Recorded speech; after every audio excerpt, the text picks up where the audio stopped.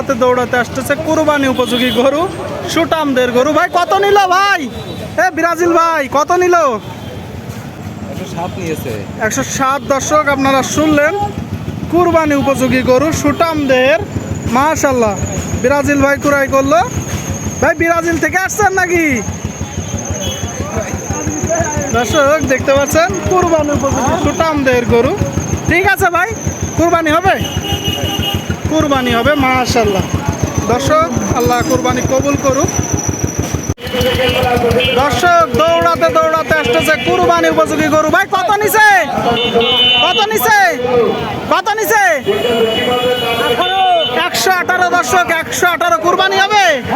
মাশাল্লাহ কুরবানি হবে দর্শক, আল্লাহ কুরবানি কবুল করুক। 118। দর্শক সুপ্রিয় দর্শক, দুইটা গরু দেখতে পাচ্ছি, সেই তথ্য দিব। এটা মনে হচ্ছে মোটা তাজা গাভী গরু। দর্শক ভাই কত পড়লো? 1,55,000 জোড়া। কুরবানি হবে, পালা হবে দর্শক। 1,55,000 জোড়া দেখতে পাচ্ছেন। মাশাল্লাহ, কোন জায়গা থেকে আসছেন? ঝিনাইদহ জেলা থেকে আসছে দর্শক। যশোর জেলার চৌগাছার গরুহাটে, ঝিনাইদহ জেলা দেখতে পাচ্ছেন। দুইটা 1,55,000।